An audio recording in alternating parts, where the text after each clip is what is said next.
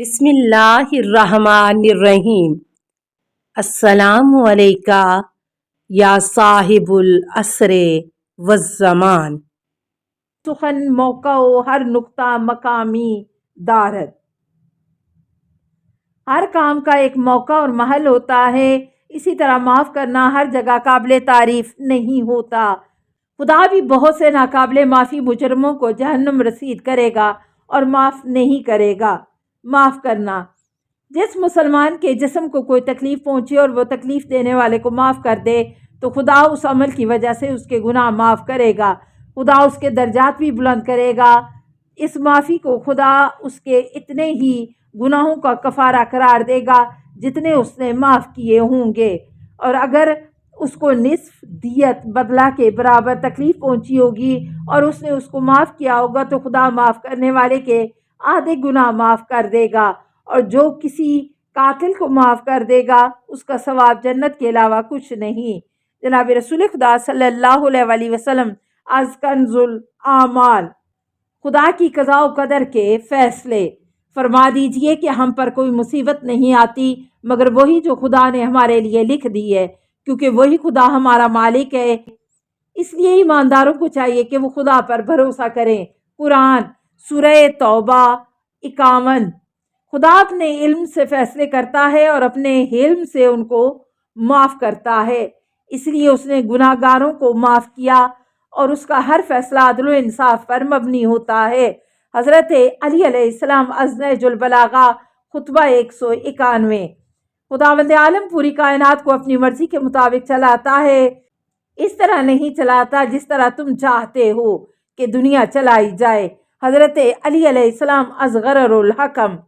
تمام چیزوں کی باغ دوڑ اللہ کے ہاتھ میں ہے اور اللہ ہی کے فیصلوں سے تمام چیزیں نافذ ہوتی ہیں، یعنی حکم بھی خدا کا چلتا ہے اور وہی حکم کو نافذ بھی کرتا ہے۔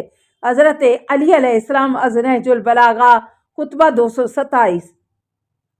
جب خدا کوئی فیصلہ کرتا ہے تو سب سے پہلے اس کی تقدیر مقرر فرماتا ہے، پھر اس کام کو پورا کرتا ہے۔ امام جعفر صادق علیہ السلام از بہار جلد 121۔ مثلا آدمی کے پیدا کرنے سے پہلے اس کی تقدیر، رزق، عمر وغیرہ معین کی جاتی ہے، پھر اس کا نفاذ ہوتا ہے یہاں تک کہ انسان کی عمر پوری ہو جاتی ہے، یعنی پہلے ہی خداوند عالم ہر کام کو مقرر کر دیتا ہے۔ خدا قیامت میں انسانوں سے اپنی قضاء و قدر کے فیصلوں کے بارے میں سوال نہیں کرے گا، لوگوں سے ان کے اعمال کے بارے میں سوال کرے گا۔ اس لیے لوگوں کو قضاء و قدر کے بارے میں بحث کرنے سے منع کیا گیا ہے، کیونکہ اس کا تعلق لوگوں سے نہیں ہے بلکہ خدا کی حکمت سے ہے۔ خدا کے قضاء و قدر کے فیصلے ایک گہرا سمندر ہے، اس میں داخل ہونے کی کوشش نہ کرو۔ یہ ایک اندھیرا راستہ ہے، اس پر چلنے کی کوشش نہ کرو۔ یہ خدا کا راز ہے، اس کو کھولنے کی کوشش نہ کرو۔ یہ خدا کے رازوں میں سے ایک راز ہے جس کو خدا نے اپنے پردوں میں چھپا رکھا ہے۔ پردہ ڈالا ہے وہ اس لیے کہ اٹھائے نہ بنے۔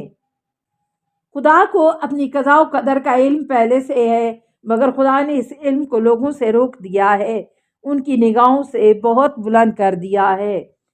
غرض خدا کے قضاء و قدر کے فیصلے ایک ٹھاٹھے مارتا سمندر ہے جس کی گہرائی آسمان و زمین کے درمیانی حصے کے برابر ہے۔ جو اس کو جاننا چاہے گا وہ خدا کے حکم کا مقابلہ کرنے کی کوشش کرے گا، خدا سے جھگڑا کرے گا، خدا کے پردوں کو چاک کرنے کی کوشش کرے گا، اس لیے خدا کے غصے کا حقدار بن جائے گا اور اس کا ٹھکانہ جہنم ہوگا۔ حضرت علی علیہ السلام۔ حضرت علی علیہ السلام ایک دیوار کے پاس سے گزر رہے تھے جو گرنے لگی تو آپ دور ہٹ گئے۔ کسی نے کہا، امیر المومنین، آپ خدا کے قضاء و قدر کے فیصلوں سے بھاگ رہے ہیں۔ فرمایا، میں خدا کی قضاء سے خدا کی قدر کی طرف آ رہا ہوں، یعنی خدا نے یہ بات مقرر فرما دی ہے کہ گرتی دیوار سے ہٹنے سے انسان بچ جاتا ہے۔ امام جعفر صادق علیہ السلام سے پوچھا گیا کہ کیا خدا خود اپنی قدر کو ٹال سکتا ہے؟ فرمایا، ہاں، یہ بھی خدا کی تقدیر کا حصہ ہے۔ خدا کی قضاء کی 4 قسمیں ہیں۔ نمبر 1 تخلیق یعنی پیدا کرنا، نمبر 2 حکم دینا، کہ یہ ہوگا۔ نمبر 3 اعلان کرنا۔ نمبر 4 فیصلہ کرنا۔ پہلے خدا پیدا کرتا ہے، پھر حکم دیتا ہے کہ اس کے ساتھ یہ ہوگا، اور اللہ کا ہر فیصلہ حق یعنی بالکل صحیح ہوتا ہے، اس میں غلطی کا کوئی امکان نہیں ہوتا۔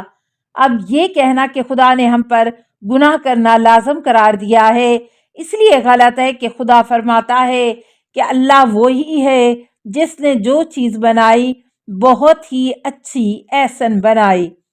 قرآن نیز خدا نے فرمایا کہ اللہ ہرگز برے کاموں کا حکم نہیں دیتا۔ قرآن سورہ آراف 28۔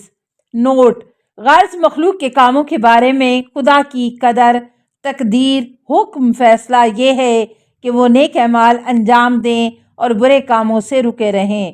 بندوں کے بارے میں خدا کی قصاص فیصلے کا مطلب یہ ہے کہ خدا نے بندوں کو نعمتیں عطا کی ہیں تاکہ ان کا امتحان لے۔ بندوں کے افعال کے بارے میں خدا کی تقدیر کا مطلب یہ ہے کہ خدا نے اپنے حکم کو انجام دینے پر ثواب رکھا ہے اور نافرمانی پر سزا رکھی ہے، اس لیے ہر کام اپنے مقام پر واقع ہوتا ہے۔ اس لیے خدا کا کوئی فعل یا باطل یا غلط، بے مقصد، بے فائدہ، بیکار نہیں ہوتا۔ شیخ مفید۔ حدیث قدسی۔ خدا فرماتا ہے کہ جب کوئی شخص گناہوں پر قائم رہتا ہے پھر اپنے اندر تبدیلی لا کر میری اطاعت کی طرف پلٹ آتا ہے جو مجھے بہت ہی پسند ہے تو میں بھی اس کو اپنے عذاب سے بچا لیتا ہوں جو اسے ناپسند ہے، اور اس کو اپنی رحمت کی طرف لے آتا ہوں جو اس کو بہت پسند ہے۔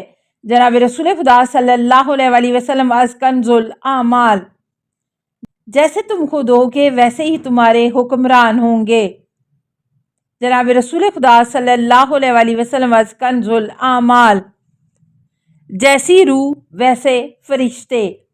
جب خدا کسی قوم کو تباہ کرنا چاہتا ہے اس کے گناہوں کی وجہ سے تو ان کے سارے معاملات اور اختیارات دولت مندوں کے ہاتھ میں دے دیتا ہے۔ جناب رسول خدا صلی اللہ علیہ وسلم از کنز الاعمال۔ جب خدا نے ہماری نیتوں کی سچائی دیکھ لی تو اس نے ہمارے دشمنوں کو ذلیل کیا، ہماری مدد فرمائی، یہاں تک کہ اسلام سینہ ٹیک کر اپنی جگہ جم گیا۔ حضرت علی علیہ السلام از نہج البلاغہ۔ خطبہ 56۔ جب خدا نے ہمارے سچے صبر کو دیکھ لیا تو ہمارے دشمنوں کو ذلیل کیا اور ہماری مدد فرمائی۔ حضرت علی علیہ السلام از نہج السعادت، جلد 2۔ ان لوگوں نے خدا کی حرام کی ہوئی چیزوں کو حلال سمجھا تھا جس کی وجہ سے ان پر خدا کا عذاب اترا۔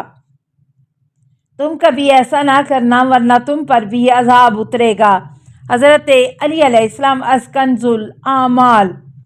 اس طرح تو ہوتا ہے اس طرح کے کاموں میں۔ خدا کی قسم مجھے اس بات کا خوف ہے کہ کہیں یہ تم پر اس لیے غالب نہ آ جائے کہ وہ تو اپنی زمین کو ٹھیک کیے ہوئے ہے مگر تم نے اپنی زمین پر فساد برپا کر رکھا ہے۔ وہ لوگ امانتوں کو ادا کرتے ہیں جبکہ تم خیانت کرتے ہو، وہ اپنے حاکم کی اطاعت کرتے ہیں جبکہ تم اپنے امام میری نافرمانیاں کرتے ہو، وہ باطل پر متحد اور جمع ہیں، تم حق پر بھی اکٹھے نہیں ہوتے۔ حضرت علی علیہ السلام از نہج السعادت، جلد 2۔ تم لوگ میرے بعد ہمیشہ مصیبتوں میں پڑے رہو گے، یہ سب تمہارا اپنا کیا دھرا ہوگا کیونکہ تم اپنے دین کے بارے میں پستی پر راضی ہو جاؤ گے، لیکن جب ظالم حکمرانوں کا ظلم عام ہو جائے گا اور تم میں سے کوئی ہمت کر کے اپنی جان خدا کے ہاتھ بیچ کر جہاد کے ذریعے اپنا حق حاصل کر لے گا تو خدا کا دین مضبوط ہو جائے گا۔ حضرت علی علیہ السلام از نہج السعادت، جلد 3۔ السلام علیکہ یا صاحب العصر والزمان، الامان الامان الامان من فتن الزمان۔ السلام علیکہ یا خلیفۃ الرحمن، السلام علیکہ یا امام الانس والجان، السلام علیکہ یا مظہر الایمان، السلام علیکہ یا شریک القرآن، السلام علیکہ یا قاطع البرہان، السلام علیکہ یا امام زماننا، ھذا اجل اللہ فرجک وسہل اللہ مخرجک وظہور کا، السلام علیکہ ورحمۃ اللہ۔ اللہم صلی علی محمد و آل محمد۔